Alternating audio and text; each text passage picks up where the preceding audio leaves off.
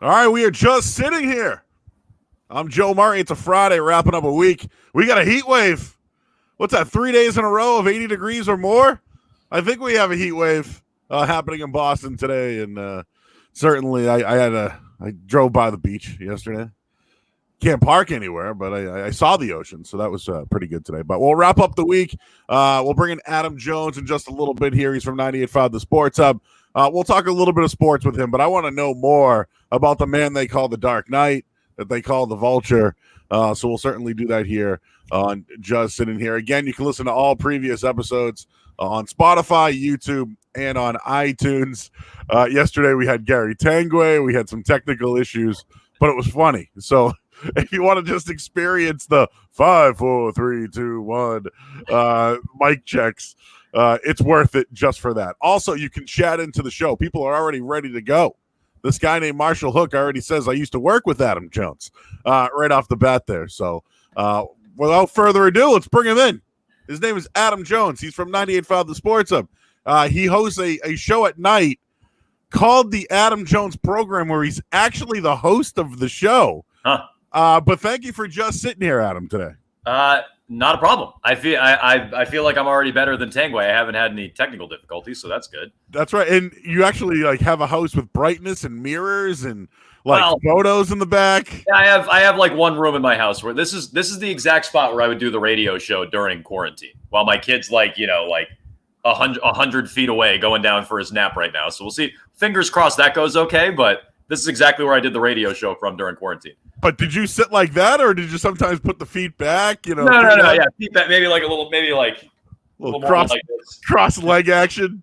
Yeah, headphones and stuff. I can sit further away. So yeah, maybe a little more relaxed. But yeah, this is like literally the Asprint is the exact same spot where I would do the show. All right, Joan. So this is the first question I ask everybody that comes on the show here. I started this podcast because obviously we're all stuck in quarantine. We haven't really seen anybody else, and I just wanted to stay sharp, but also at the same time not so much do a lot of sports, do other kind of content. But, if you could only be quarantined with one person at 98.5 The Sports Hub, and I'm talking a month, 2 months, we're going on month 3. Could be a long time. So one person from 98.5 The Sports Hub you could be quarantined with, who would it be? I'm guessing. Well, I'm guessing this person doesn't count because he's no longer at the Sports Hub. So I won't go with Nick Cattles. That won't be my first choice. I was thinking maybe like Hardy or like Billy Lanny. Like those are pretty easy people to get along with. Similar interests. It seems like. But now that he's weighed in on the chat, I've actually thought about this. Maybe Marshall Hook would make a lot of sense. Hook has like a shit ton of kids. Like he could help me babysit my kid. Like he knows what he's doing as a parent. He could take the load off for me. He could maybe babysit. So maybe Hook would be my choice. With that many kids running around, I feel like he knows how to handle like 4 kids at once. I can't handle one. So if he could help me handle the one, that would be good. Well, I don't have to quarantine. I don't have to quarantine with more kids though. So it'd just be him, not like his whole brood. I don't want that. Well, he's lost a lot of weight. There's no sugar. He's been laying off the sugar. I heard you got a little bit of a sweet tooth. Right. So. More snacks for me. Awesome. A little more for you. People are already checking in, Jones. Today's a hit. People have been waiting for this episode here. Okay. Obviously, people mentioning the Tanguay Jones comparison all day. Jones takes trolling to an art form, and I have no choice but to respect it. Do you feel that you're a troll, or do you feel like it's part of your pitch, I would say? So here's what I would say I enjoy doing, right? I like to take an opinion that is, rooted in 100% how I feel. Jackie Bradley Jr. is overrated. Marcus Smart is overrated, things like this, and amplify it into something that's a little bit more than just, well, you know what, I think this person is overrated. But so if that's trolling, then I guess that's trolling. A lot of people may view it that way. But, the whole hockey hardo thing, people think that's trolling. Like, I think hockey fans can be a little difficult to deal with. Is it as over the top and as annoying? And do I need to yell and scream about it? Like, probably not. But yeah, I think most of my opinions, if not all of my opinions, I like to think all of my opinions, maybe some of them are a pure troll, are rooted in an actual feeling and attitude that I have. And then it gets exacerbated from there, and there's a little effect and a little amplification to it. But yeah, I mean, I think that's where it's coming from. They're all real opinions somewhere deep down, and then maybe by the time you see them on the air, they get over embellished a little bit. I would cop to that. I would acknowledge that. Yeah, I mean, if after a game, if Marcus Smart, everyone says how hard he plays and winning plays, and the guy gets tossed for arguing with a ref. Yeah. I mean, they got to embellish it a little bit there, Or if Jackie Bradley Jr. goes off in the playoffs and all of a sudden the team gets caught cheating. I mean, you got to get on him a little bit. Yeah, Joe, you know this. Like, we're not. I mean, I'm not. I don't know if you claim to be. I'm not a journalist. Being a journalist is not my job. Like, I get scolded by plenty of journalists and plenty of beat writers and plenty of people whose job that is to do. They are journalists. That's not our job. We're covering teams, and we want to be, in some cases, fair, I guess, but we're entertainment. Like, that's the job. The job is entertainment. The job is not, journalism. The job is not that. That's not my degree. That's not what I was taught. That's not what I learned. I mean, I took some journalism classes, but that's not my background. That's not my specialty. So, yeah, I mean, if people want journalism, that's fine, but we're probably not the spot for it. At least my show's not the spot for it. You're not in the locker room, Jones. You don't know what you're talking about. No. You're not there, And I like to say, and, a lot of other people in this industry are the same way. Like, I think a lot of the scolding I get for not being in the locker room is because people hate going into the locker room. They know how terrible it is. Like, there's nothing more terrible than standing in the Patriots, locker room, waiting for an hour to get 5 minutes with, Nate Ebner. There's nothing worse than that. And the way it works down there, and really all these I would imagine locker rooms today, when I was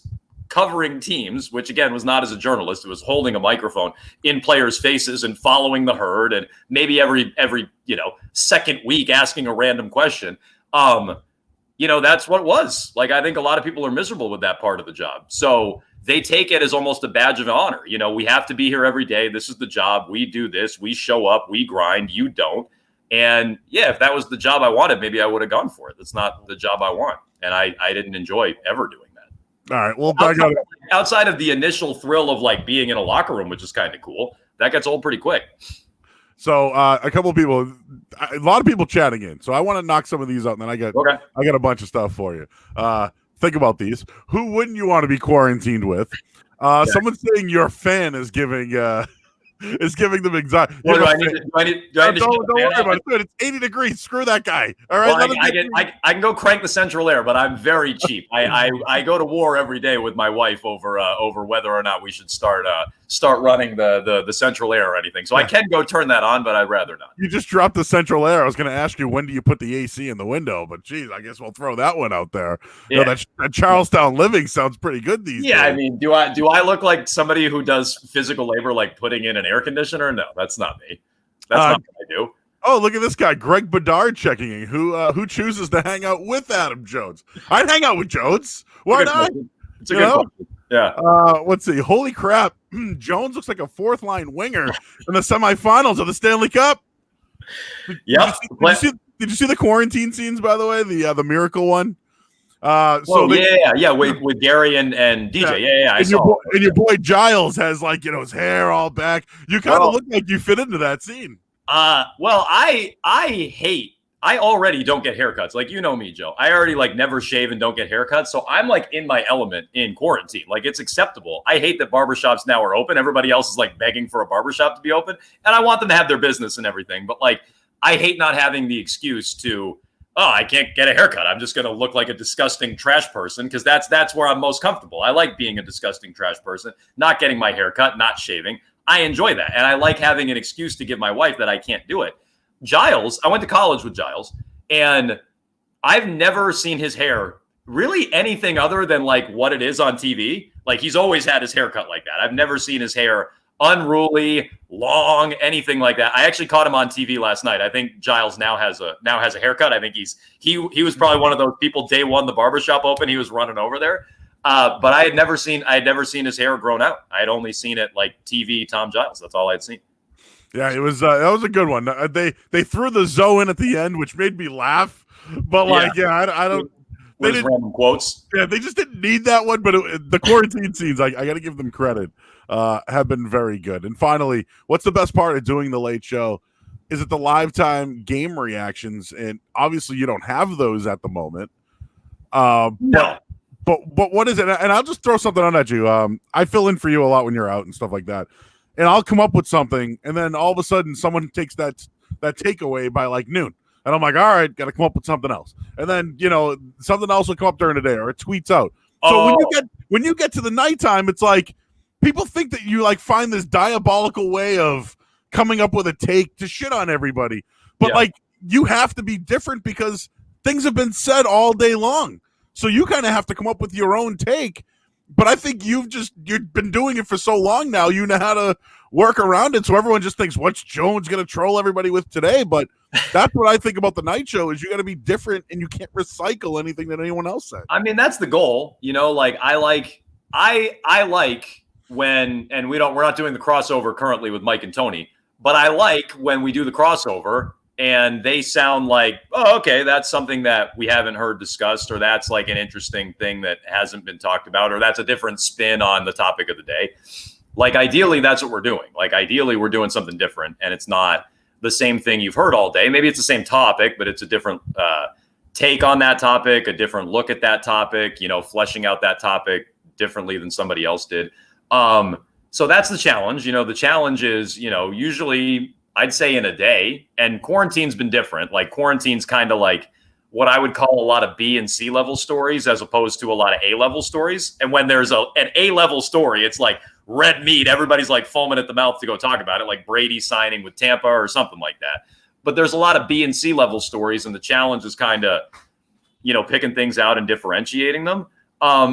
Yeah, I mean, I think that's the hard part during the day is coming up on a different angle, and sometimes we're successful with that. A lot of times we're not.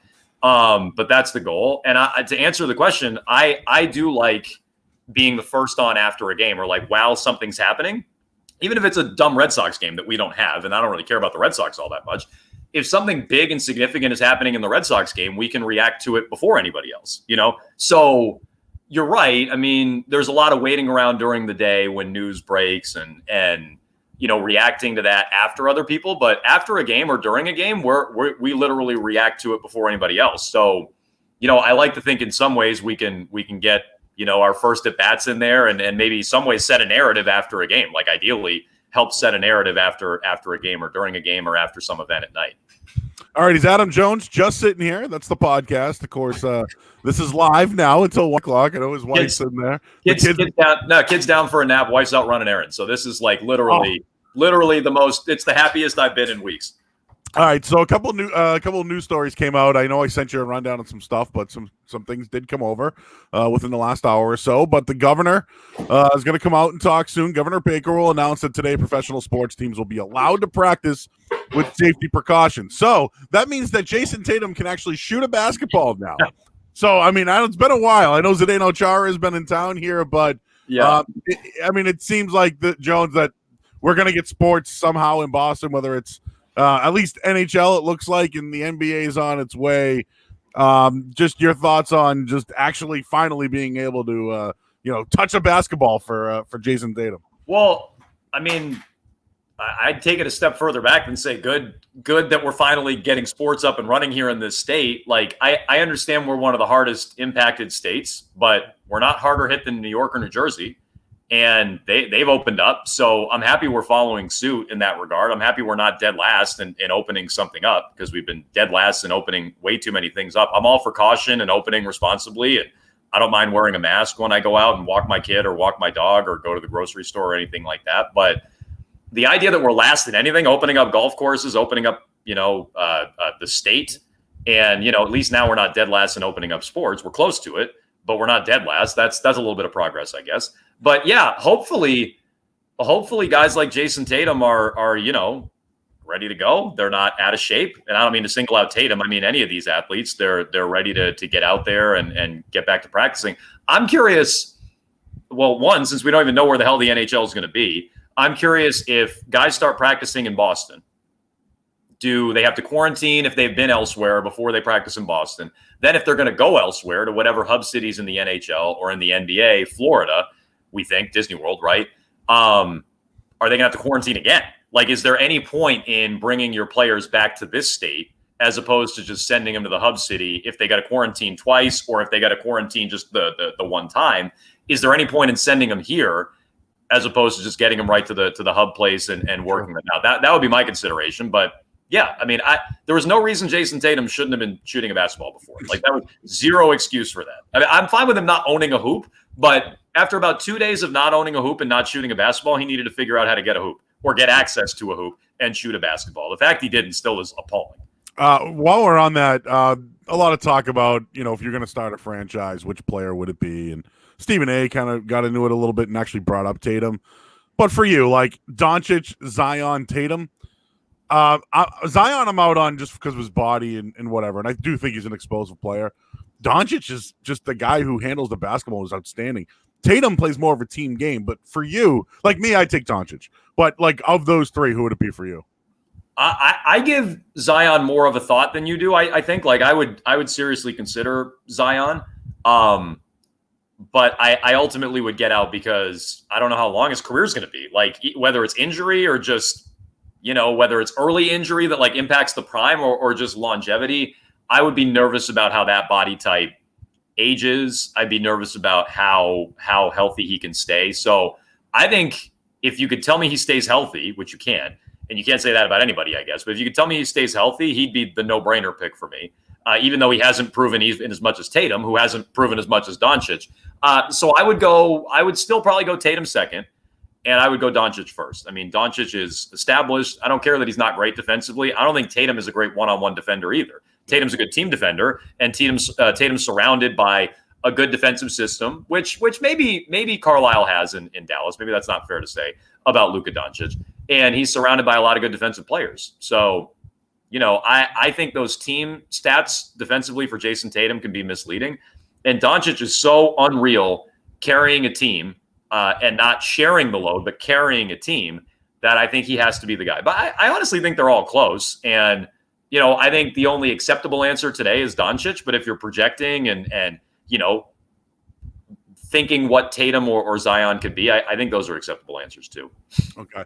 I want to tell you a story. Obviously, Michael Hawley came out with a story today. Is it Brady or Belichick? I read the whole thing. And this weekend, I was on like the first time. Hang on. You're sighing. I also sighed a little bit when I read that story.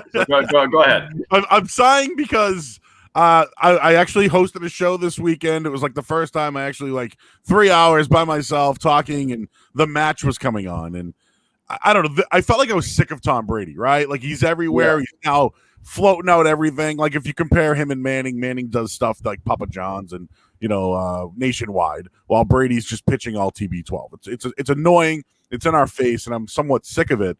But I didn't realize I had animosity for Tom Brady. Like I all of a sudden it's like I'm sick of the guy. I'm pissed that he went to OTAs. And I go home and I turn the match on. At first he's struggling. And I'm like, haha.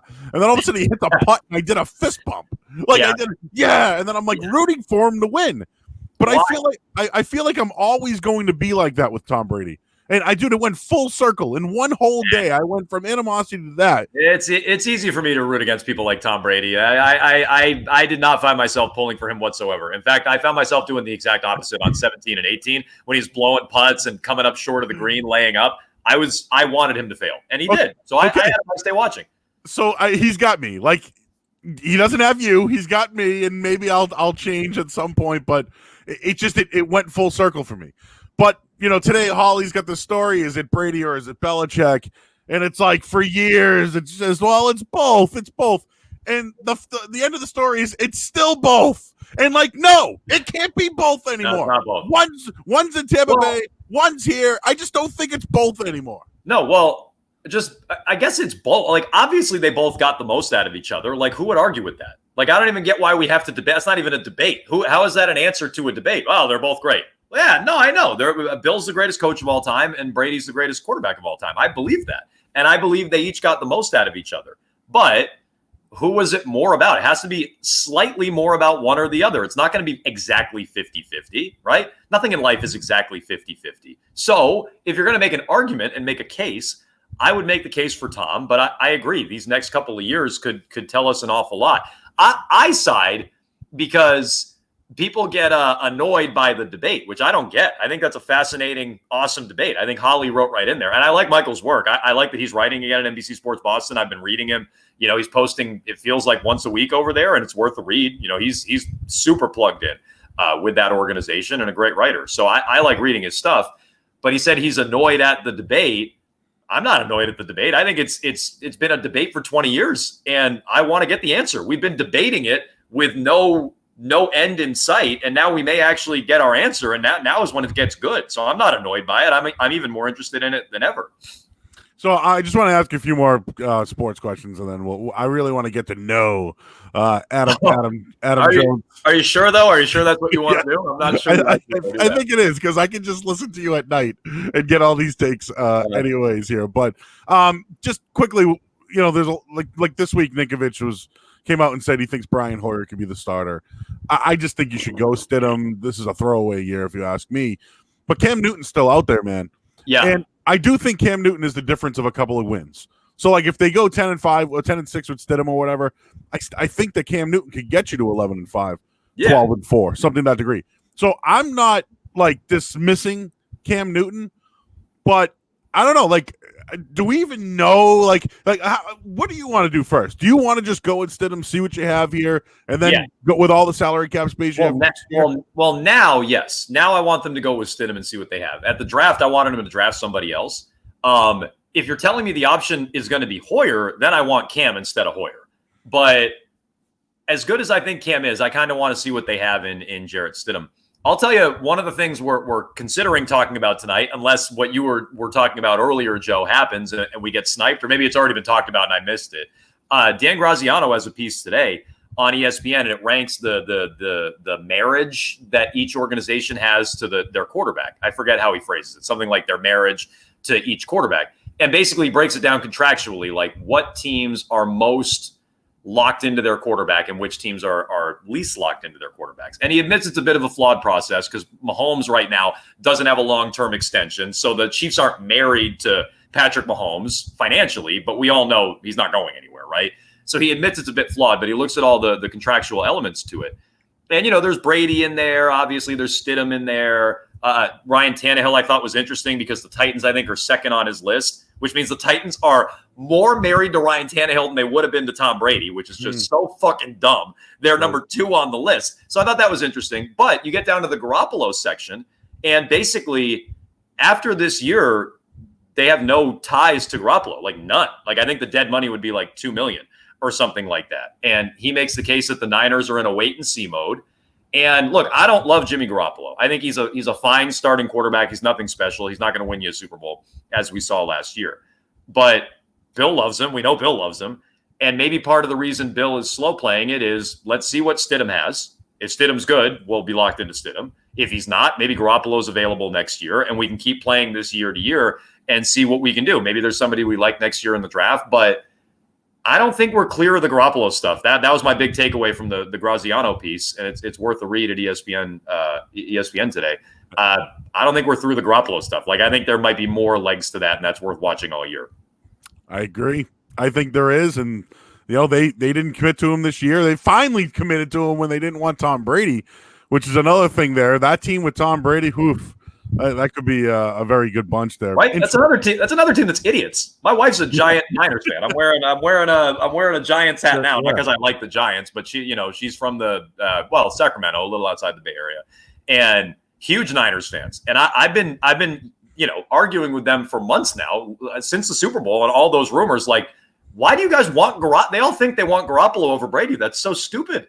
That's so dumb for that team. Why would you want Garoppolo, who stinks, and the coach doesn't even trust, over Brady, who has lost a step, a half step, 2 full steps, like whatever it is. He's not the same guy he was a couple of years ago when he was the MVP, but he might be the difference between winning and losing the Super Bowl for a team like that, or a team like Tennessee. Like those teams are so fucking stupid. It's unbelievable. It's unbelievable. Love that take. A couple more people checking in here. Part of me hopes there are fans in the stands when the NFL season starts. I want to share this. I'm a season ticket holder for years. They let me defer my tickets this year, which makes me So this year, I don't. You can roll it over to 2021. Yep. Like money you've already put down, you can roll over to 2021. Nope, they're holding it for a year, and then next year I'll just take it over. Got it. So you don't lose your seats. That's outstanding. Like that's good. That's good. Like credit the Patriots for anything anybody wants to say about. For me, I'm going to be like, they did that for me. You know what I mean? Yeah. Like that, and like I don't know if I want to go to games. I don't know. Well, so I was just going to ask you that. Like, let's say it's 25% capacity, right? What came out in Texas yesterday with the governor there. Let's say it's 25% capacity, and you could go. Would you go to a stadium with your tickets at 25% capacity in September? It's hard to know what it would look like, or October or something like that. Would you? I don't think so. Not right now. Like I definitely wouldn't. There's no chance I would. And what's the value? Like if I wanted to sell the tickets, what's the value? You know what I mean? That's the other thing on it. Vegas refund. Checking in. Must be a gambling guy. Stidham making his second start in Seattle without fans compared to with fans. Even with Kansas City, that's something to throw in there. There might be fans. There could be. I'm not ruling out there's fans. I'm not ruling that out at all. Belichick, greatest coach. Brady, best QB. And JBJ is the greatest defensive outfielder ever. Yeah, who would argue with that? Not sure if he still is in the division, though. We'll find out if there is baseball. No, this is true. He legit may not be the best center fielder on his own team. Now? What, Verdugo? Who would be Pilar. Oh yeah, Pilar. I forgot. Dude, I don't even know who's on the team anymore, Jones. Yeah, yeah, you're right. He probably is for a guy that they got. All right, so while we're getting into it, all right, there's a betting odd of will there be baseball this year? Minus 500, yes, that baseball will happen this year. How? The two sides, I just don't even see how they could even try this unless it comes down to service time. Like for me, if Mookie Betts played for like $2 million this year or $4 million this year, I would do it if I was Mookie Betts just so I could get that, that service time in so I can get out of it a year later. Accrue the year. Yeah, I hear what you're saying. I would not bet the minus 500. I would bet the plus 300, right? I saw your tweet last night. We actually talked about it on our show. So that's an example of me sniping something from you and using it on our show. But I saw that tweet, and I think the smart bet is the plus 300. No, that's a wet your beak. You can wet my sizable nose there a little bit more in that thing, which would be good. But if you're asking me, do I think there will be baseball? I think there will be baseball because nobody's made a dime.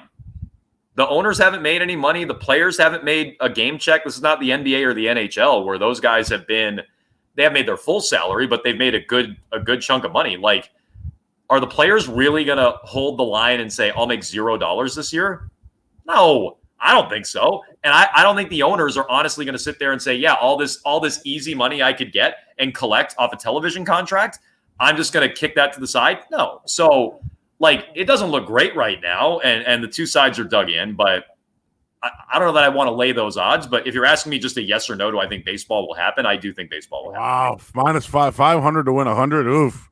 And I know that I bet it. I just said if you're asking me at even odds, what do I think? All right, even odds. Baseball will happen. Yeah, no, the smarter bet is definitely plus 300. No.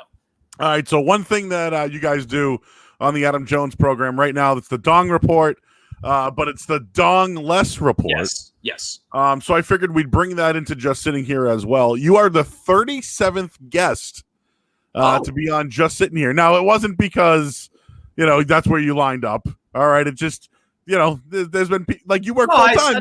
It's cool. I see where I stand with you. No. It's okay. I get it. It's not that at all. It's just, you work a full time job. I don't know what you're doing during the day. It's just, just every day at noon, I'm doing nothing, but that's okay. I'm 37th on the list. That's okay. Right. I don't work until 6 p.m. at night. I see, Joe. It's okay. It's fine. So Jones is 37th. So let's send in the number 37s during the show here. You want people to submit them? Submit number 37s. Yeah. I'll just give Rodney Harrison off the bat. Easy one. Because that's one I can remember. And then it starts getting a little more tricky from there, I think. Oh, there's another easy one. Who do you got? Oh, bro. Jeez. Yeah. Bergeron's an easy one. Harrison's an easy one. Yeah. After that, I might struggle too. I bet there's a billion Red Sox relievers who wore 37. All right. Send them in. 37s. any athlete who wore 37s, for Jones being the 37th guest on Just Sitting Here. And I believe tonight will be the 44th night without a Dong report. And we'll save those for later. Between it's like a Mark Edwards 44. Was he 44? Yep. It's gotta be like all fullbacks. I think Orlando Cabrera was a 44. Oh, could be. Nice. Rolando Arrojo was a 44, I think. Don't ask me why I remember that one. Yeah. What's that? What? You and your random 90s rosters? We do a segment called Quarantine Games at Night, and Joe destroyed me on the 97 Celtics. Is that what it was? Their opening night roster? I got 2 guys. I got 2, and Joe got 11. Yeah, but I ruined the 98 or 97 Bulls Pippen or whatever, and that was stupid. That was dumb because he sat out. He wasn't in the starting lineup that year. That wasn't the smartest thing ever, but you beat me, and you destroyed me with the Celtics was my roundabout point. Yeah. I had Arcand against the ropes 3 times. We did the 93 Patriots roster, offense and defense. Yeah. And somehow I came out on top on that. I think I would have done okay now I've looked at it since because I heard you guys did that. So now, I've seen a bunch of the answers, but I think I would have done okay on that offense. I would have been screwed on that defense. Dude, it was a struggle, man. It was a struggle. I don't know where he was coming from, but send in the 37s, not the 44s. People are already sending in the 44s. So Jones, I had a chance to meet you. I believe it might have been 2008 or 2009. I was working at 1510. I think you were doing a demo with a colleague of mine. I think you were at ESPN 890. Were you there at the time? Because I know you. So you're a Vermont kid who ended up going to Northeastern. You did Northeastern radio. And then was your first job out of there 890 ESPN? Well, kind of. My first job in Boston was at 890. Yeah. So I grew up in Vermont, and I like sports talk radio. We could get Mike and the Mad Dog on Yes, because you can't. There's no fucking cable where I grew up in the Northeast Kingdom. So or at least there wasn't when I was a kid. So you had to get your satellite dish, our Direct TV or whatever we had, Dish Network. I don't remember. And we would get the Yes Network, so I could watch Mike and the Mad Dog on there. PTI was a thing then. PTI was brand new when I was in high school, or the end of high school. I think, if I remember when it debuted, it seemed new to me. By the time we get stuff in Vermont, we're behind everybody else, so maybe it wasn't that new. I think it debuted when I was in high school, and that debate format I liked, and I went to Northeastern and figured I would try to do that, communications major. Not a journalism major, so don't lecture me on journalism. Communications major. So I basically went to Northeastern my freshman year and didn't do anything. I didn't do anything in radio. It's all intro classes, and I was I don't know if I was afraid to go try student radio or just doing other shit, but I didn't do any radio. And I got home after my freshman year, and I'm I kind of haven't done anything. I kind of haven't done anything in radio. So I reached out to a basketball coach of mine growing up who worked at a radio station in Derby, the town over from where I grew up. And it was called WMOO, Moo 92. Ooh. And they also owned an AM station, I think WIKE. And I worked there that summer, and learned Cool Edit and some other, software and how to run a board and things like that, technical stuff. And I did a few on-air things. I voiced some spots, some commercials and things. And then I came back with some confidence to do student radio at WRBB at Northeastern. So I started doing a talk show every Friday. There was a talk show for the sports department. I started engineering some games. I got a foot in the door doing some play-by-play and setting up equipment. And then, Northeastern's a 5-year school with co-ops. You do 6 months of school, 6 months of work, right? And it's kind of like an internship, but it's without the class headache. It's not usually done in the summer, and it's in a lot of cases it's paid. My first job was not paid. A lot of jobs in communications and media are not paid. And so I took an unpaid internship at 890, which I think at that point was maybe a year old. Who was there? Who was there at the time? At 890 when I started, it was Felger did the only local show, or the only continuous local show. I think at the time, I forget when he was. I think he was 4 to 7. I know his time shifted somewhere in there. I think he was 4 to 7. It was called The Drive with Mike Felger. And then I think he moved to 3 to 6 and they renamed it the Mike Felger Show. So it was him and Kevin Winter. Kevin did the updates, the sports centers on that show. Shocker. Yeah. Yeah. His producer was Ross Carey. Yeah. Mike Salk was there. Mike Salk was doing headlines during the middays, so we had a bunch of national shows. So I think Salk did headlines during like Cowherd, who was at ESPN at the time. Mike Antonellis, if you remember the name Mike Antonellis, he does play-by-play. I still think for the Sea Dogs. Yeah. He was doing mornings when I first got there. Then, again, just morning headlines. It was Mike and Mike, but he was doing the headlines. And then Joe Vargas, you might know Joe. Do you know Joe? Yep. He took that over and did morning headlines. So I'm just an unpaid intern. I was hired by Doug Trabue, is the PD who hired me. I think he's now at the NPR station in Boston. Why am I blanking on that? I think he's there. Yes. No. What is it? Whatever it is. I think he's there now. Len Weiner, ultimately, I work with. Louise Cornett, I work with there. Kind of on the. It's kind of a who's who, though, right? Right. You're starting out, and I mean, they pumped out some people from there, and so I was unpaid, and I did street team shit. I handed out like keychains in front of the garden and pens in front of the garden, and then Felger 1 year, and I want to say the baseball season was 2006. I think it was 2006 because the Red Sox, they weren't in the playoffs. It was one of the I think it had to be 2006. He did every weekday that there was a Red Sox home game, he did from the cask every weekday. So like, if the Red Sox were on a 10-game homestand Monday through Friday, Felger would do a show from the cask. And then if the Red Sox were on the road, he'd do it from studio. And so because they knew I could set up equipment, like kind of, at my college radio station, I knew how to set up equipment. They're like, if we show you how to do this, can you do it? And I'm like, yeah, I think so.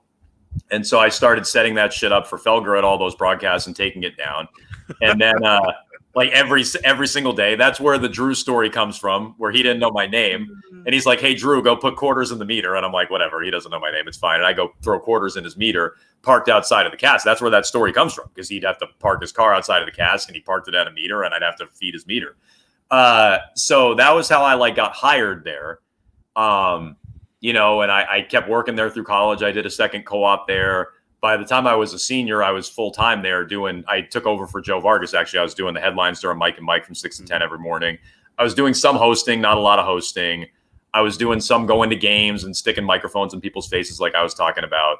And so, I think I was there from like 06 to whenever the Sports Hub started. What was that, 08? Yeah.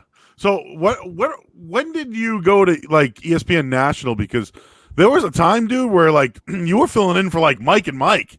And like no. I filled in. I think the biggest shows I filled in on SVP like twice. Okay. Like not a lot. I mostly filled in on Gottlieb's show, which at the time was 4 to 7, which is like cleared in no big markets anyway. It's like every local market has their own afternoon drive show. But you were doing television by yourself on a national brand. Like you weren't. It wasn't just local though. Nope.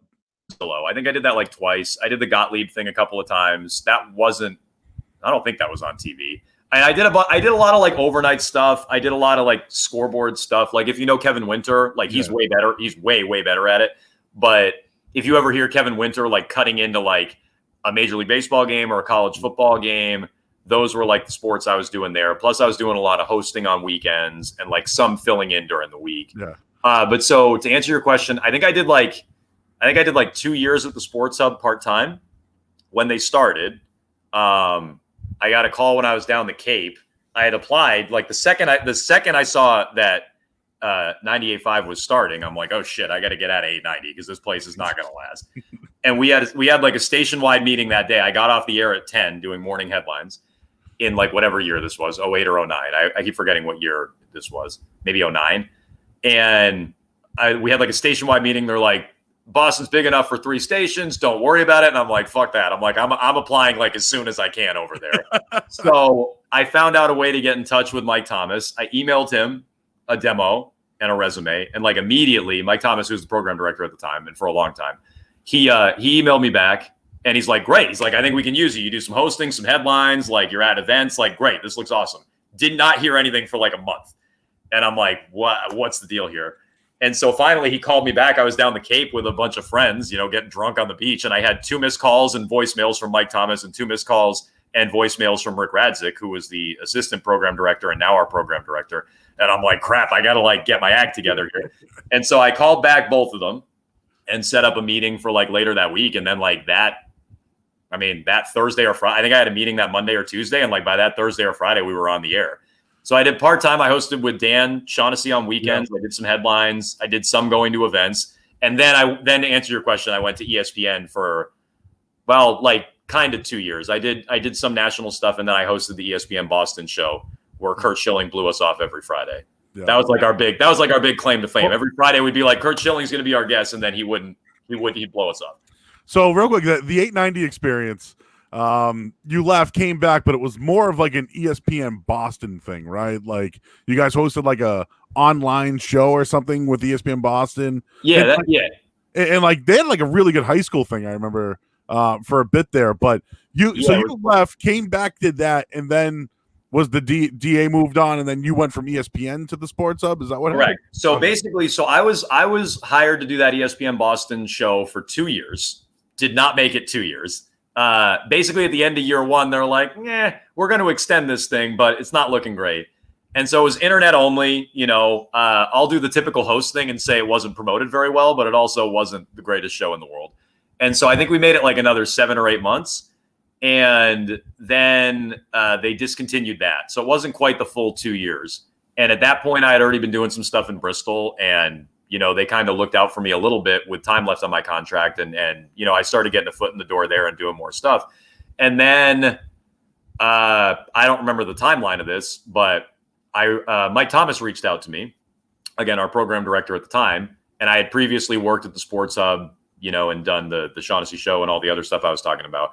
And Mike reached out to me and he's like, hey, you're like doing some stuff at ESPN Radio, right? I'm like, yeah, I'm doing, not a ton, but like some nights and some weekends and some filling in here and there.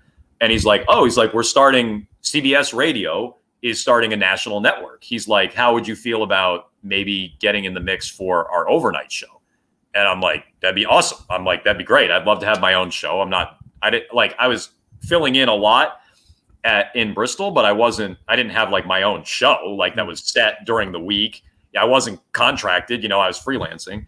So I'm like, that'd be awesome. Like, great. He's like, okay, cool. I'll be in touch. And from there, I don't know how many people were under consideration or in his mind for that, but they chose DA ended up getting it. And I might've been like plan Z, the DA being like plan A. But so Mike is like, hey, DA is actually going to do the overnight job at CBS 2 to 6 a.m. He's like, would you want his gig at the Sports Hub? And I'm like, that's even better. I'm like, that's great. Like, I would love to do a nightly show, not in the middle of the night. And I'd love to do like a local show. And, so I was pretty pumped about that. And I've been doing it. I think January 2nd, 2013 was our first show. And I've been doing it since then. All right. So you got the night show. Yep. Was your first update guy, was it Chuck Perks or was it Rich Keefe? It was Keefe. It was Keefe. Okay. So I think you and Keefe had great chemistry. Obviously, you guys were together, and there were times where Keefe was a big part of the show. I mean, he was just, you guys came up with ideas. I think he helped open you up a little bit too. Like, you're a sports guy, right? Like, yeah. His personality, Yeah, I'll tell you. I produced. So the original lineup for our show was Chris Curtis, who now is producing mornings at EEI. Josh Deering, who, produced my show for a long time. He was the assistant producer, and Keefe. And like the first month in, like through that January, I'm like, I feel like the show's not great. Like, I mean, we're doing a show, but I'm like, I feel like it's not great. And Chris actually gave me good advice. He's like, look, I like your takes and I like what you're doing, but he's like, I think you need to use Rich more. And it was good advice. Cause that first month I was probably a little too worried about me, and not enough about getting more people into the show. And like, that was good advice. We started doing Kiefer Madness shortly after that. I started leaning on him. Like, you know me, Joe, like I lean on the headlines guy as a co-host, like I lean on that person a lot. And I wasn't doing that in the beginning with Rich. So I thought that was good advice from Chris. yeah, we use Rich a ton, we use Nick a ton, we use Christian a ton now. Like I treat that person as a co-host, you know. Yeah, but with Keith though, like I think it really opened you up. Like I don't know, I didn't know you could like rap bombs over Baghdad. I didn't know like you could like mimic. You guys could do like the Yankees broadcast team. I mean, there was like a lot of stuff. Yeah. I mean, can we really mimic it, or was that just mostly Keith and then I just did like a bad Sterling? Like that wasn't really me doing anything. But like the Area 985 thing comes out. Yeah. And like no, but like that opened you up. Keith moves on. He's doing well for himself, and there's you were the trailblazer of someone who left and came back. So here comes Nick Cattles, who goes from Virginia Beach back to 98.5 The Sports Hub to be the co-host of the Adam Jones program, which, you had your opinions. He had his opinions. I think at times maybe like off the air, like if me and you get into it, we'll laugh. Oh, shit, that's a good take. Oh, yeah, you're funny. Yeah. Like, I think he took it personally, and I like Nick. So this isn't a shot, and you worked with him. Like, it's a professional relationship. But he just got tired of it, or did you guys ever have a conversation about that? Like, because he moved on, he's at Virginia. About him leaving? Yeah, no, just in general about like maybe his role, or he would really get upset. We had numerous conversations about that. Yeah, Nick is a like people get you're friendly with him, are you or are you not? Yeah, no, I like Nick, I do. Yeah. So like, look, people think like me and Nick hate each other. I don't dislike Nick. Nick is a good guy. And I had worked with Nick the first go round at 98.5. The working with Nick on the same show was more the challenge for me. It's not me and Nick personally. Nick, again, is a good guy. And, I do think that Nick came back to Boston and, was used to doing his own show. Like Joe, it's a lot different. Yeah. Here's what I want to talk about when I want to talk about it. Here's how long I want to talk about it for. Like when you're in a second chair as a co-host or when you're the headlines guy, like you just don't have that control. That's not the way it works. And I think one, he missed that. I think two, me and him just are very different in terms of how we come at stuff. And so not only was he not in control of being able to do his own show anymore, which I definitely 100% get. I think also he's like, not only do I not get to control what I want to talk about, but this is not anything near what I want to talk about or how I want to talk about it. And, I just think it was a difference in approach that didn't work out. The way that Keith and I work and the way that Christian and I work, there was a little bit more of like a meshing.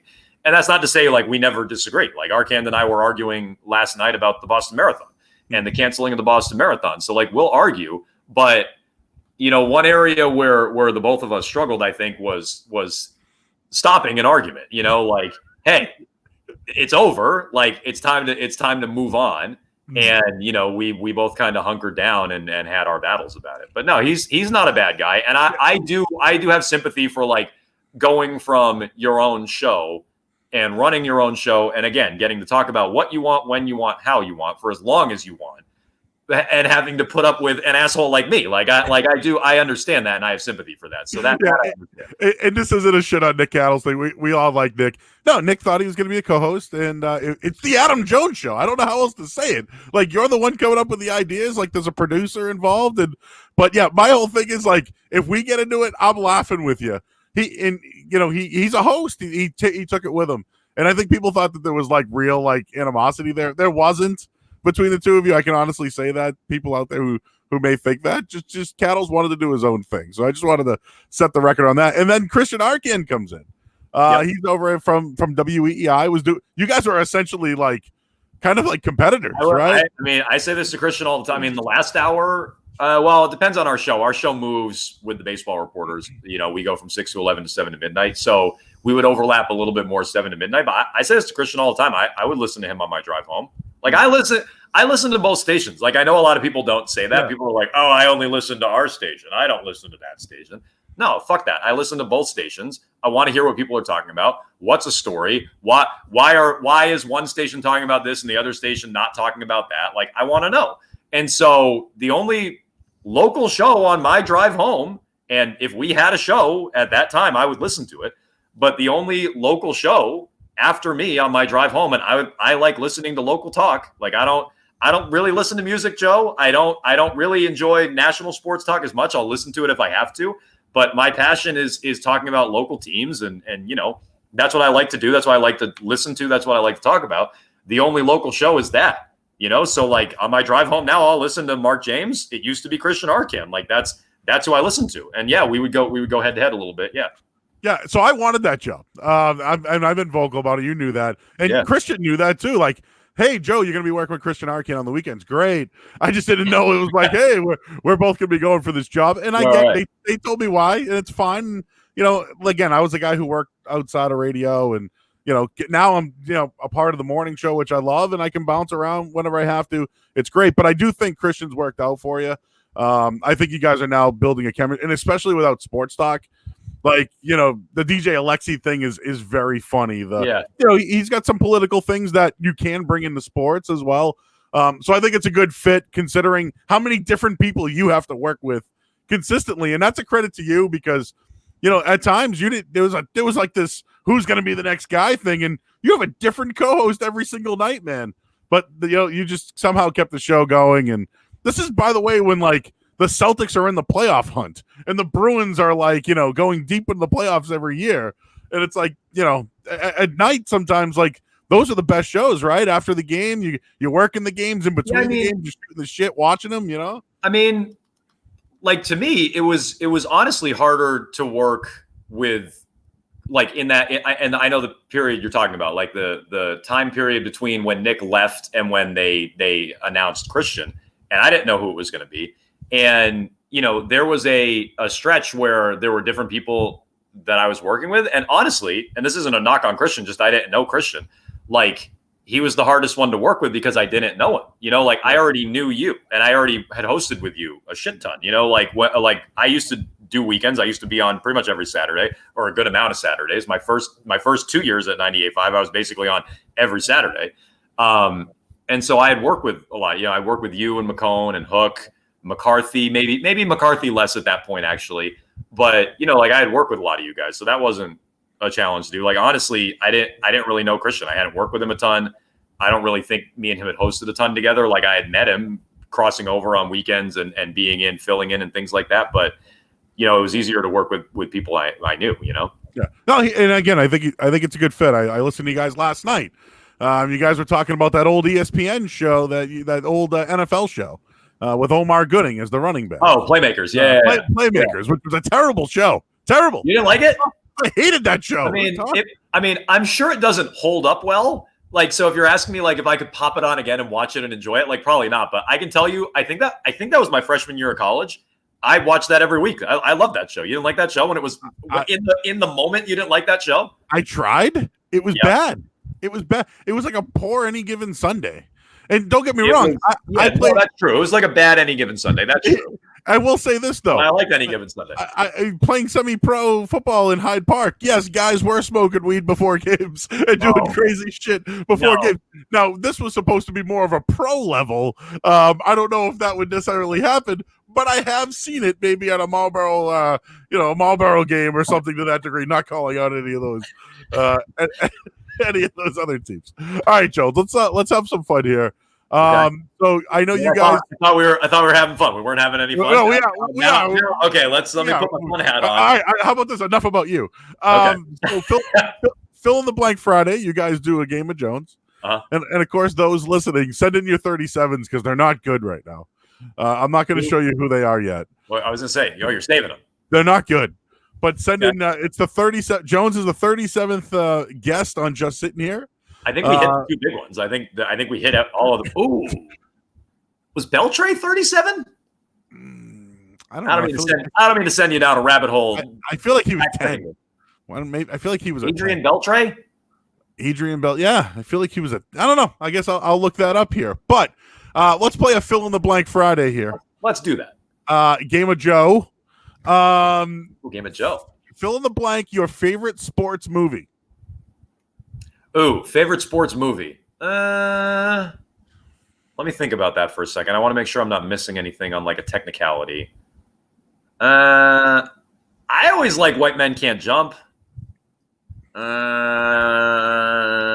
know what I like about White Men Can't Jump is that they're hustling dudes, and then he gets hustled, and then they have to hustle. Yeah, it's a bit. You don't really see it coming. It's a bit of a twist there. Yeah, Uh, I agree.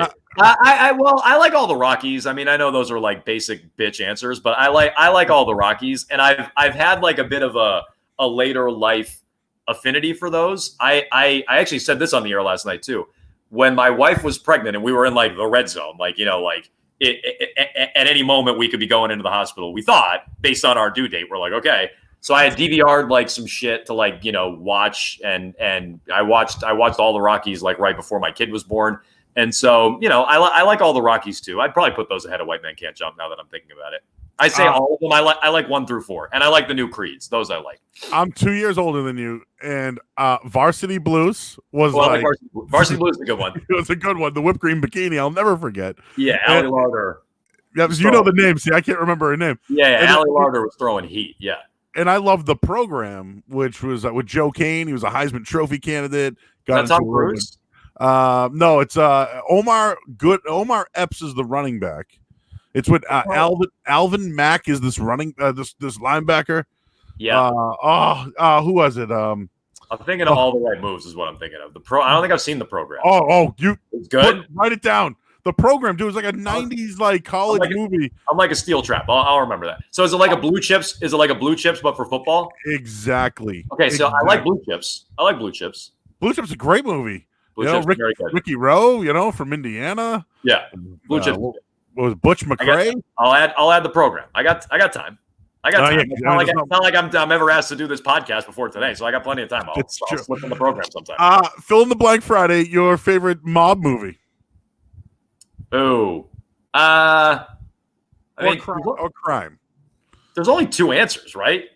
It's either Goodfellas or one of the Godfathers. I like Godfather 2. Like I would say I'm a little partial to Godfather 2, but I like, Godfather 2, Goodfellas, like they're all, roughly on the same tier. I'm sure you get that one every time.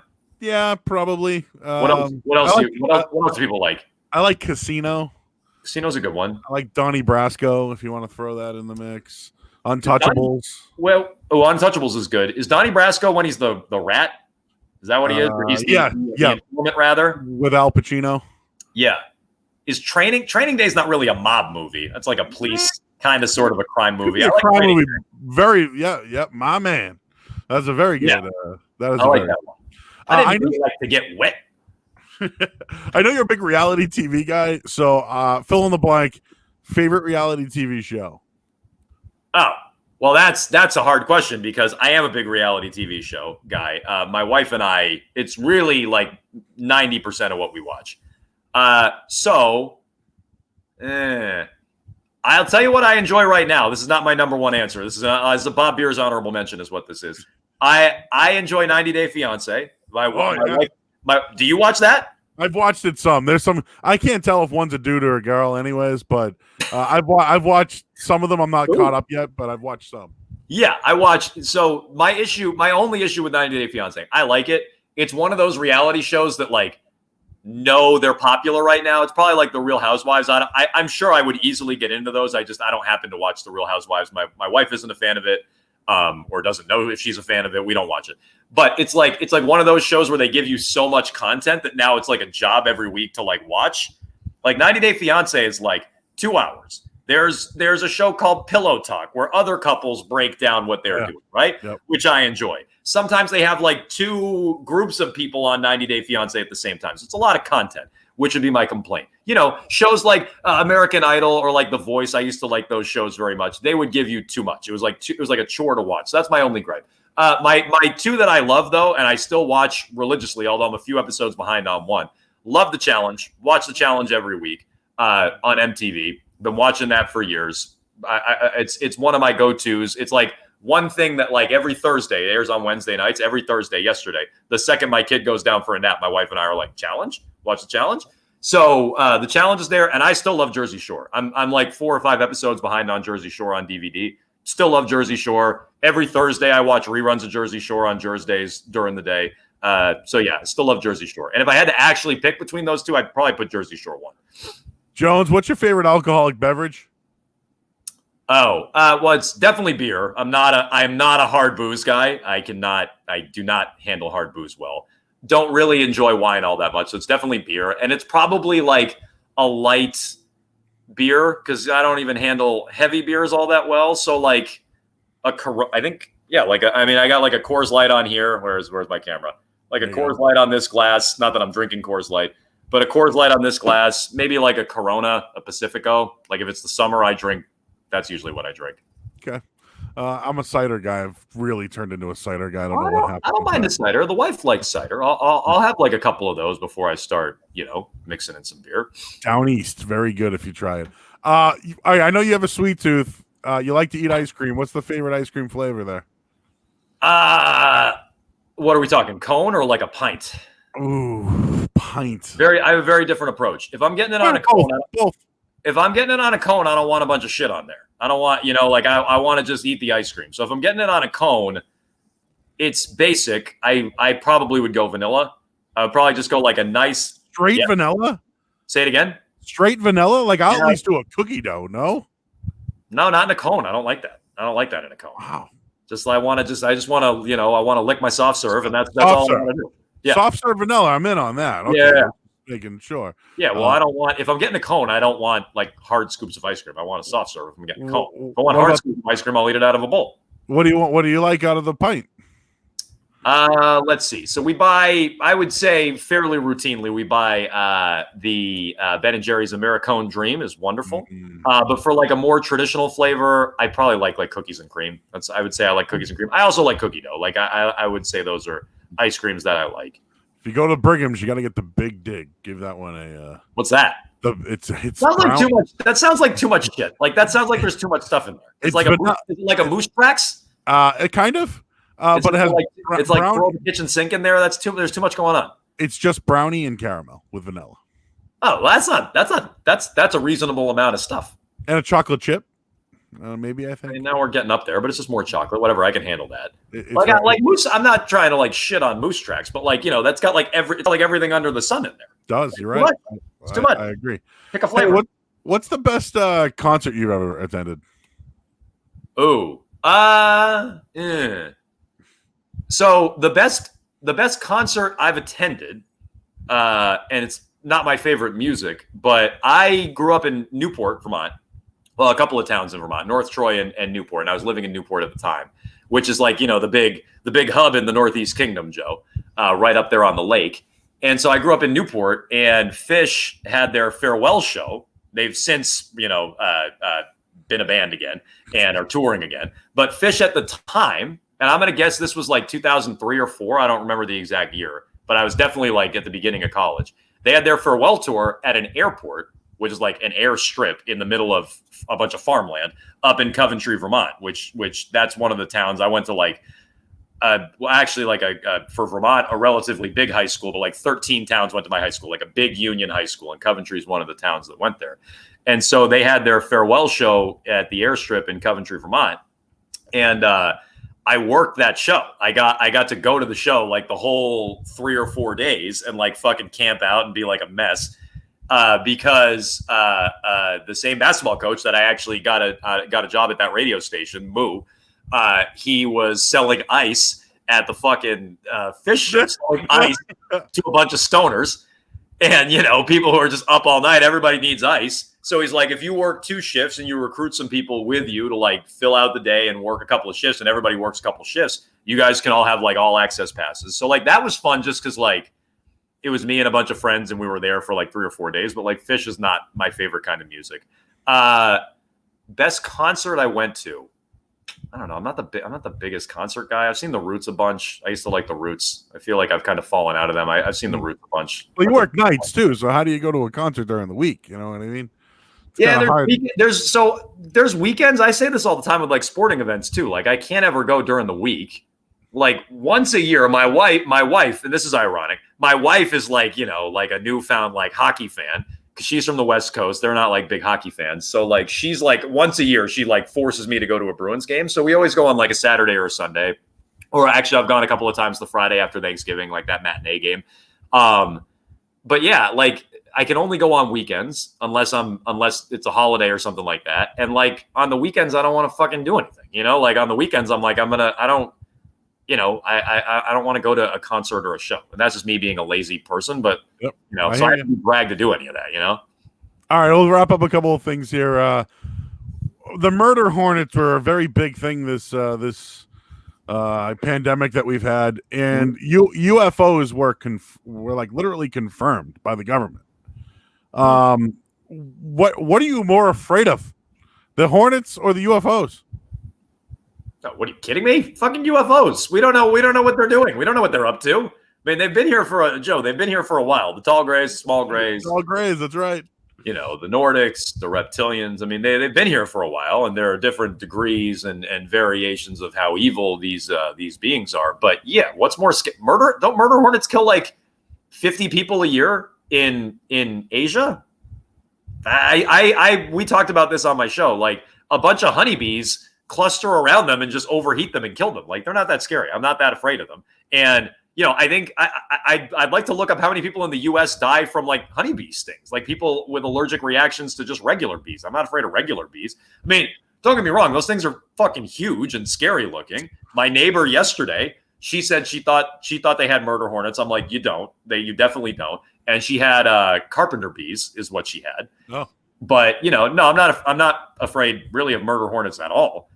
Aliens are scary. Like this is true. When we used to do Area 98.5, while I liked it and it was fun content, I got like legitimately like creeped out talking about aliens and like, if people were calling in with like too much information and we knew too much. And like, I was getting, when that was like a routine thing every Friday and like we were turning into like the alien show, that was starting to admittedly freak me out a little bit.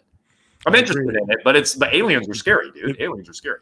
And Ryan in Weymouth, who's a famous caller, I mean, yeah, he's convinced. I mean, he's shared some information. He blew the lid off the thing for us. Yep. He's like, might be the best caller in 98.5. He's my favorite. Have you?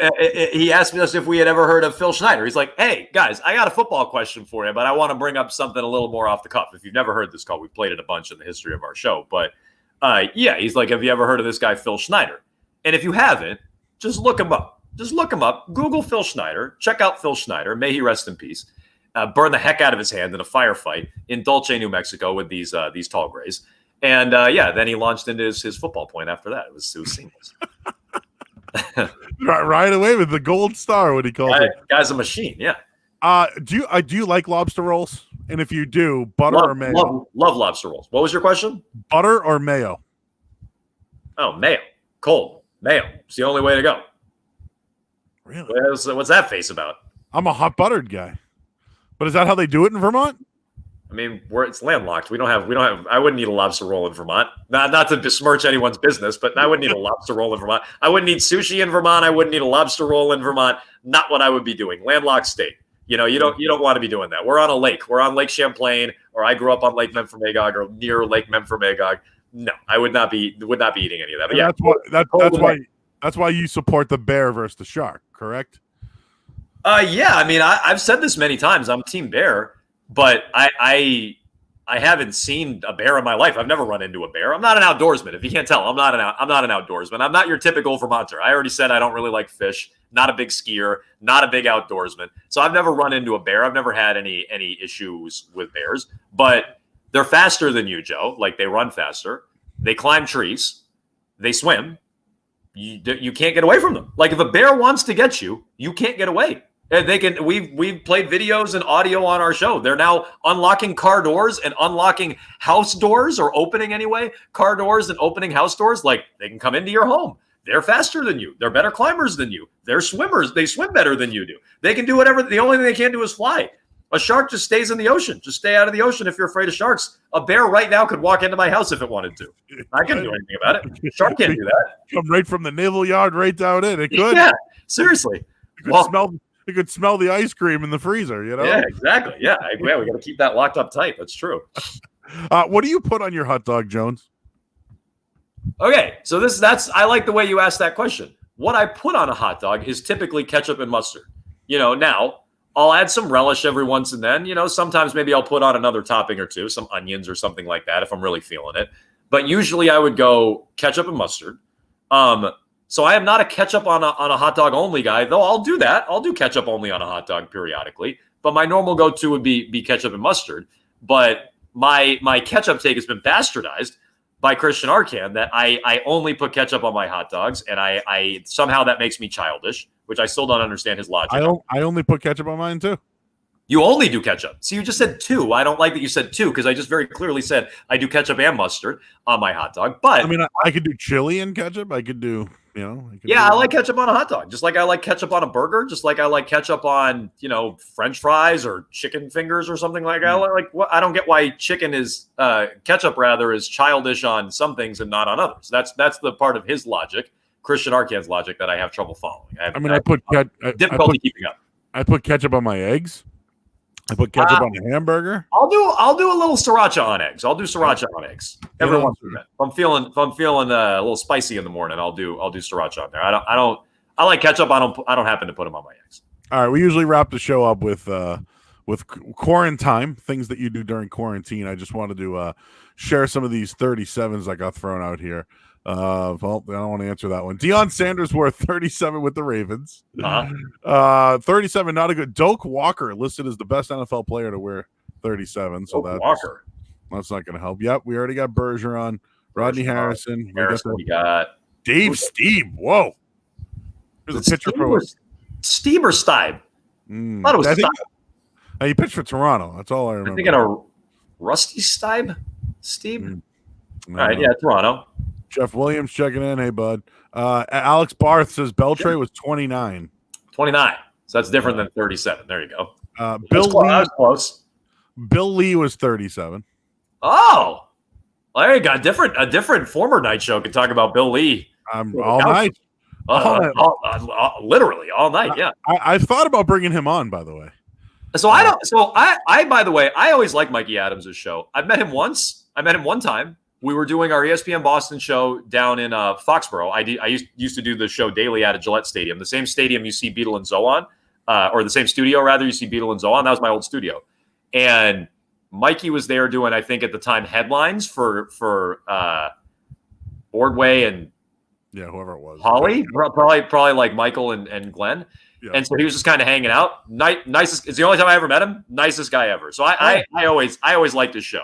He's a little too much Bill Lee talk for my taste, but the rest of it I like. Yeah, old school baseball. Actually, he's kind of one of my biggest influence. He's a car guy. I was in the automotive business my whole life. He was too, and got on the radio. And I'm like, oh shit, if that guy. Mike Adams was a car guy.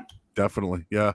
Well, he was a life. You're not talking Lou and Mike. No, I'm talking Mike Adams, Mikey, the Sports World. Because that was an 890 show. Lou and Mike was an 890 show. That was the show I started on. I got so at little. I thought you were the Sports Blast. I was, but I was with them at 1510. So what happened was 1510 was like a stepping stone. They lost the rights to the Celtics, but like you could sell ads, you can do everything. And then 890 was looking to add more talent because everyone like you and Felger and Kevin Winter and everybody started leaving. And they're we need help. I think you were already I think you were already doing stuff at 890. I think you were doing stuff at 890 when I was still there. I mean, I definitely left. Felger left way before me. They discontinued Felger like a year before me. Before I left. I didn't do much hosting there, to be honest. Bob Lobel was there for like a minute when I was there. Bob Lobel was doing – so I think Kevin Winter took over that show. And like Bob Lobel would be on it sometimes. Like, weren't Lou and Mike were like a Lou and Mike were a 4 to 6 show or something like that. Yeah, because like I said, I interned for those guys, and then I ended up doing the Sports Blast. Mike Salk and Bob Halloran had a show for a little while. Yep, Salk and Halloran. Yep. Oh. So that's what I mean. They needed people that were doing shows because everyone that was there. That was a stepping stone to somewhere else. And then one day I walked in. I was doing a Sunday show. And Dave Shook was my producer, and I found out that they were going to turn into a salsa dancing station. And Is that what it turned into? Yeah, so they were like, that's how I found out. I was like, hey, it's gonna be the last show. I'm, where the station's switching formats, and I was like, okay. Were you there at the end? Were you like one of the last people? No, I wasn't like the last guy, but because 1510 changed formats, went to political. 890 went to the salsa dancing, and then I went to New Hampshire and then eventually got at the Sports Hub. But like, yeah, were you at GAM? I was at GAM for a period, and I worked. I was full time at a financial radio station in Boston, and I was working for Money Matters Radio. I was. Oh yeah. I was doing a sports show in the morning for them, and then I was selling their business programming. Dude, that's how bad I wanted to be at radio, Joe. Well, so I will say this. So if people don't know this about Joe, Joe is like, Joe will come in sometimes at night after working full time during the day and then come do a full shift at night. So Joe is a grinder. Like Joe would sell stuff. Joe would pay for airtime, which is that means you fucking want to get a foot in the door. A lot of people say they want to get a foot in the door, and it's easy to say you want to get a foot in the door, but you kind of want it handed to you. And like in some ways, I kind of was lucky and fucking, I got kind of latched in on the production side, and then people kept leaving, and I kind of wormed my way in on the on-air side. Like Joe forced his way in. Like then that's a credit to Joe, because like a lot of people say I'll do anything, but like it's not easy to work full time and sell airtime, buy airtime, and then just have all the hours in the day to do it. And Joe did it. So I've had 2 full-time jobs in radio, but they've all been in sales. And I've been given a taste of doing radio, but listen, it's about paying the bills, right? I mean, it's really what it is. This advertising, having, the sports of having the Patriots and Celtics and all that, like that's what helps pay all the bills. You know what I mean? That's what, and right now without sports, we're feeling it, but it sounds like we're going to get back there soon. A couple more things there. How about the theme of the Dong Report, Jones? Major League. You didn't mention that as one of your favorite movies. Yeah, it's fine. I don't dislike Major League, but not my favorite. Costas Antetokounmpo wears 37. I didn't know that.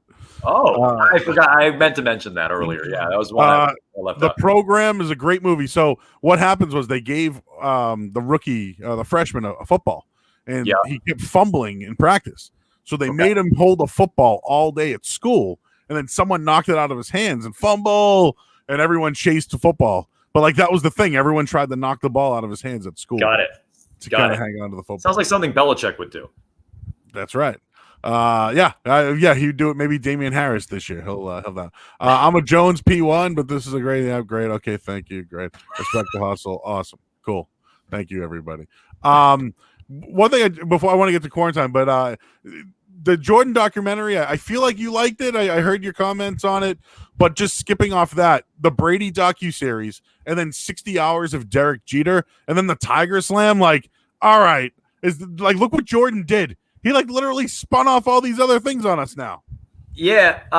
Well, so quickly, I didn't love The Last Dance by the end. I mean, I watched all of it, and I thought it was, I would say, well done. I just think it was what a lot of people have said about it now, and a lot of contemporaries of Jordan have said. People who covered him, Sam Smith, ex-players have said, like, Gary Payton came out and said, and obviously Gary Payton has an axe to grind, like it wasn't quite true.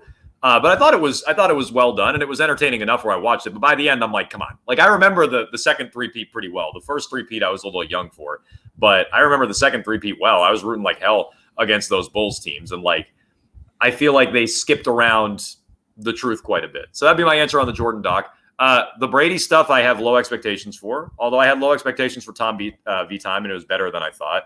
I'm not going to watch any of the Jeter stuff. Who the hell has time for 64 hours of Derek Jeter? Singles to fucking right field. Yeah, I mean, look, I'm even a Jeter hater, but like, I'm not going to watch that. Like, I remember watching Jeter's 3,000th hit. Like, that was cool. He hit a home run. I remember that. Like, I was definitely watching that when it happened live, back when I cared a little bit more about baseball. What was the other one? The Tiger Slam? I thought that already aired. Didn't that air live? It was this past week. I didn't see it, though. Okay. I mean, I have no desire to watch that. I guarantee you that'll be a fucking fluff, nothing, puff piece on Tiger Woods. No interest in that. No interest in that. A real hard look at Tiger Woods, I would watch that documentary, not some 1 or 2 hour special on the year he won every major, or not even the calendar year he won every major. Like the girls he hooked up with along the way.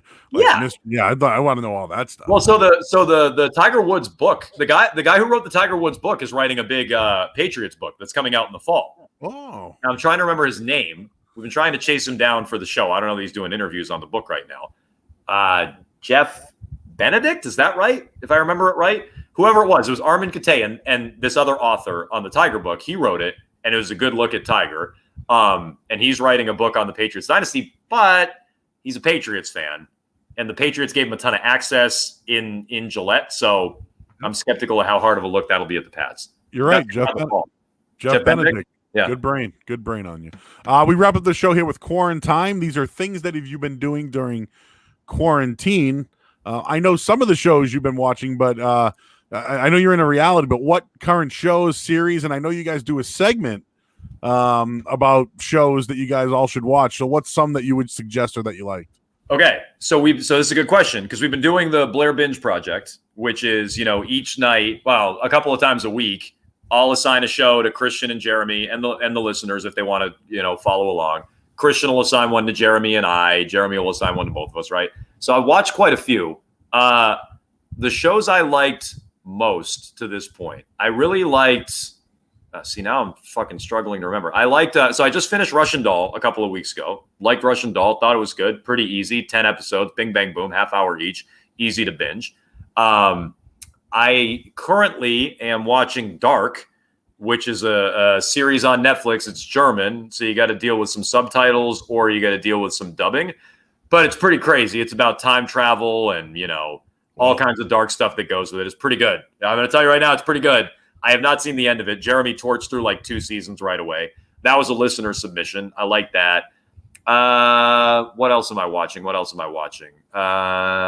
Kat and I watching? Anything good? I think we're mostly watching reality TV. I don't think we're watching anything good. I'm basically just every week watching like 2 shows a week, whatever's assigned. So I'll give you two that I've liked the most. I may have mentioned these to you before. You and the wife can watch them. The first one I recommend is Dave, Little Dicky. So I saw you recommended that to me a couple of weeks ago whenever you filled in for Christian that day. And I've since seen Keith was tweeting about that too. Keith was talking it up. So you were the first person I heard mention that. It's good. Dude, it is. I watched it twice. Really? It's all right. So it's how many episodes? There's 10 episodes, 30 minutes each. So that's in my wheelhouse. That I can do. But it's like relationships, trying, an aspiring career, parent. Like it's like got all the. Is it sketch comedy or is it like it's like episodic? It's episodic. So Little Dicky, his real name is Dave, but he's a white, Jewish rapper. Yeah. So like he meets these other rappers and they're like, who the hell is this guy? He's got weird hair, he's got a beard, but like he'll just like tweet weird stuff like I just got head. And his girlfriend's like, why do you do that stuff? I didn't do that. But he just does these things because he needs to like hold a rep because he's Little Dicky, a Jewish guy. But it's funny. It's about his relationship and like it's funny. 10 episodes, you'll laugh, you'll cry, you'll feel uncomfortable, and it's perfect. No, you won't cry. You won't cry. Okay, I was gonna say, don't tell me I'm gonna cry. You'll get a little I'm crying over somebody named Little Dicky. I'm not doing that. But that show sounds good. That sounds good. I like that. But to watch it with the wife too, like that's the pairing. And then the other one is Insecure. It's on HBO. Issa Rae. It's on Sunday nights at 10 o'clock. I personally, it's a good little comedy. It's been on for a couple of years now, but they're half hours, so you can blow right through them. Those are the 2 shows I've watched. Alex Bart, Dave definitely is awesome. So I would totally give that a shot if you get a chance. What's been your go-to snack during quarantine? So I try to be a healthy snacker. We have a lot of kids stuff in the house. My kids too. So, we have a lot of he eats a lot of animal crackers. He eats a lot of like peanut butter crackers, a lot of crackers, I guess. Cheese sticks, string cheese, stuff like that. So, he eats like kid stuff.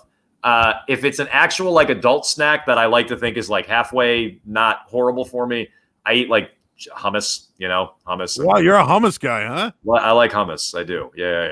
Wow.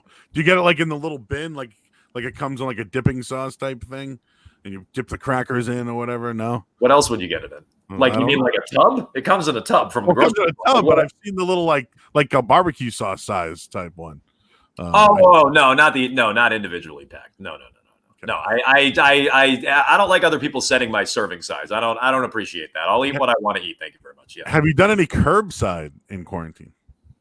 Is that pickup? Yeah, like pickup, like I'll tell you. My wife and I didn't want to not support local business, but I would say for like the first 6 weeks, we did not even go to like a Dunkin' Donuts for a coffee. Wow. Like we really didn't do anything. we've definitely let our guard down on that. Like, I'll go get a coffee now. You know, I still usually make coffee here, but like if I suck at making iced coffee, so I'll go get an iced coffee. We'll do some curbside. We've done Chinese a couple of times now. I think we did pizza like once, but honestly, we really haven't ordered out a ton. Like if we go out, it's probably like run out and get a coffee, get the kid like a munchkin or a donut or something like that. Like that's probably mostly what we've done. And I'm not like I'm not trying to not support local business, but we usually cook a lot here. Good. That's fine. I just wanted to recommend the best curbside experience I've had is the 99. I'm not sure if it's still open. I'll tell you, it's open. It's open in Charlestown. My aunt recommended they do. My aunt lives with her husband and her two sons and my grandmother, and she recommended they do like the family thing. She's like, we do that like once a week. She's like, it's awesome. So good. And I get the black and gold fever wings after the Bruins. Okay. Very good. Yep. Is that a meal or is that like a wet your whistle like appetizer? $12.99 appetizers. You can get buffalo and gold finger wings. They give you like 20 of them. $12.99. Nice sauces. Oh, that's been like it's a Friday, Joe. Like we can hit the 99 maybe tomorrow. Like I'm not against the 99. And I bet you for $12.99 it could fill you and the wife. You know, you guys have everything else at home. You know what I mean? Yeah, it's true. Yeah, I don't know. I assume the 99 is definitely here in Charlestown. I'm assuming they're open. I'll tell you, that's been my favorite curbside. What's your favorite frozen food, Jones? Maybe like a frozen burrito. Like we keep those sometimes in the fridge. Just if I need to like usually our formula is my wife cooks while I'm at work. And then I'll take whatever's left the following night, right? So like if I'm, on a Tuesday night, she'll cook something, I'll bring it in on a Wednesday. That's usually like the formula. But if I got to grab something on the go, we usually keep like some frozen burritos, nothing special in the freezer. So that way I'm not much of a cook. I'll make eggs. Yeah. I'll make I can make like breakfast and lunch. When it comes to dinner, I don't really make much. We have some frozen pizza sometimes. Yeah, like that's it. I got some French bread pizza, and that's probably been the go-to for me. Like an individual, like French bread pizza. The go-to snack. So I haven't had a coffee in 65 days because I'm a snob. I only drink iced coffee. And okay. Starbucks was closed. That's where I go, and I couldn't get a coffee anymore, so I gave it up. I just give it up. Dude, I've lost weight because I'm not drinking iced coffees anymore. Well, let me ask you, what'd you put in your coffee? So I get a French vanilla iced coffee, just cream. So no sugar. No, yep. Is there sugar in the French vanilla? Probably the French vanilla, I think there is. But. Yeah. So honestly, like I drink coffee black for that reason. I didn't cut coffee out because I'm like a caffeine addict and I stopped drinking soda a long time ago. But I cut out the cream and the sugar because exactly like there's a lot you're thinking, I'm just drinking a coffee, but there's a lot of like cream and sugar that you fucking wolf down in those coffees. Speaking of that, I told someone you were coming on my podcast. Yeah. And they mentioned that at one point in your life, you might've been chubby. Oh, is that true? Yeah. Oh yeah. How much did you weigh? Honestly, I think when I was a freshman in college, not a joke, Joe, I think I was like 220. Holy crap. Yeah. I was pretty big at the beginning of college. I mean, now you're Bones Jones. Yeah. but 220 for you? Yeah, I was big. I'm telling you, I was big. Yeah, I mean, maybe I'm a little high on the estimate, but like in college, my first like 2 years of college, I was pretty big. I told you my freshman year, I did not do much, which is code for I did a lot of drinking and eating very unhealthy. So yeah, I was larger, and then I mean, it just kind of gradually I lost some of it over time, but I definitely was pretty big. Even when I was at 890. Like, and I knew you at like 890. I would guess I was still, definitely bigger than I am now. Yeah, it would never took you as a chub. And I did some journalistic research before this interview. So, did you? Yeah, I got someone told me that Jones at one point was a chubby man. Oh, that was the journalistic research. Oh, okay. I thought you were like about to drop a bombshell on me. No. And I was like, oh shit, what do you got? Final one. What's the most obscure purchase you've done during quarantine? I'll tell you mine. I did Instacart one day. I didn't want to go to the grocery store. Yeah. I don't want to go to, there's only one place I know how to go to. It's Market Basket in Reading. I know the place. I can get in and out of there. Yep. But like, I couldn't get in because the lines are out the door. Some places didn't have anything. So I did Instacart. I ordered everything. But the long story short is that they gave me an extra bag. And the extra bag, I don't like salad. So they gave me a big box of baby spinach, a head of lettuce, and a bag of avocados. And like, I get everything I ordered. Everything was great. Yeah, and you got somebody else's bag. But like, are they fucking with me?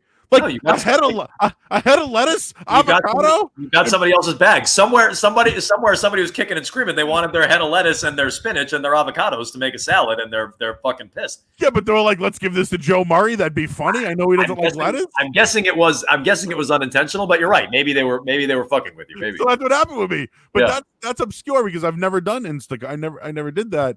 Yeah, I've asked people. They said they bought some weird shit. Like someone said they've bought like Nerf guns and like Tangway said he bought baby toilet paper. I don't like little tubes, not the big tubes, the little tubes. I'm like, where the hell did that come from? Wait, what?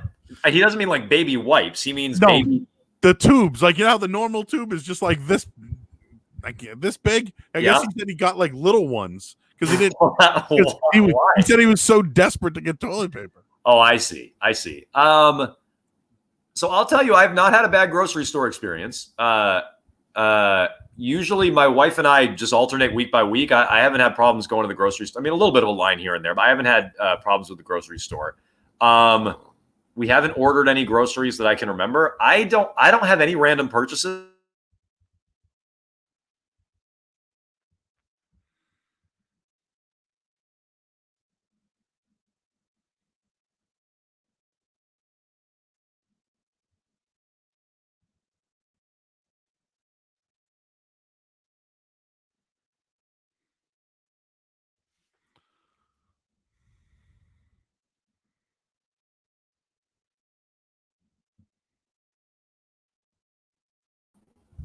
He's back.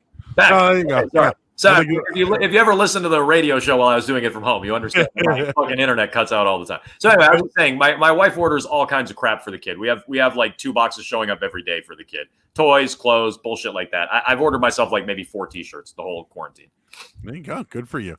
All right, he's Adam Jones. He's on the air tonight. 98.5 The Sports Hub, beginning at 6:00. It's a Friday, so I don't know. A lot of things could come out on a Friday tonight. True. Who knows what could be happening tonight. It's you and Christian Arkand, and I don't know. I guess we'll just listen to find out what you got going on tonight. But again, if you missed any of this, you can hear the episodes on Spotify, YouTube, and iTunes. So Jones, if you need a demo reel, you can just use this. Use this. I got to freshen mine up. It's been a while since I've looked at it. So yeah. By the way, just wondering, you're happy in Boston. You're here. You have a child. You're married. You live in Charlestown. You have your own show in Boston. Yep. Like, are you happy in this role, or are there aspirations down the line to do bigger things? I mean, I'm certainly happy in the role, but like, would there be aspirations to not work nights for the rest of my life? Sure. Like, yeah. And, I wonder, I mean, right now there's no openings anywhere I can see locally, and I don't really have a big appetite. I used to have a larger appetite to consider leaving the market, especially when I was doing national stuff. I was like, I can work anywhere.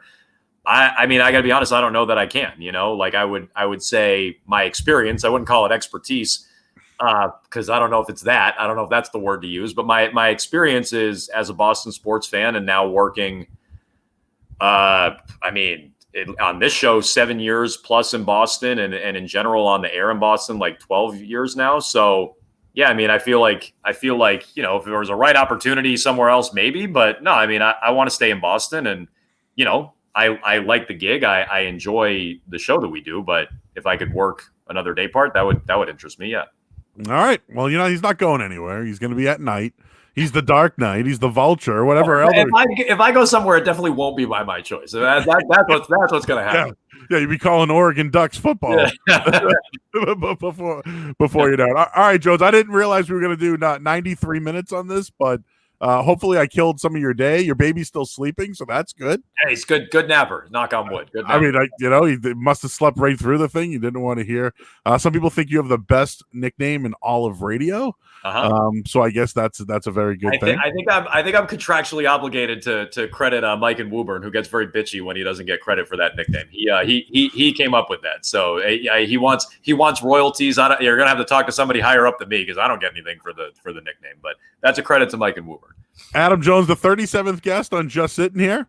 Monday we have Doug Kide of Nesson. So that should be cool. We'll have him on. We're trying to get Tom Giles on next week. Oh, and what else we got? We got Tracy Clements wants to come on. We're gonna have her on. nice. And I'm trying to get John Hamblett, the mystery man. I almost picked Hamblett for my quarantine partner. I was like, what's he all about? I would love to quarantine with Hamblett just to kind of know what's going on. By the way, I don't know the answer to that. One person checking in. As much as I like the Arcane, I missed the other host getting picked on and frustrated. So whatever. We had to go down the road, Jones, but it was fun. All right, go and get out of here. I know you got a show tonight. Thank you. He's Adam Jones. Spotify, YouTube, iTunes. I'm getting out of here as well. Thank you, everybody. We'll check in on Monday at noon. Thanks to Adam Jones. Check him out tonight, 6 p.m., 98.5 The Sports Hub. All right, Jones.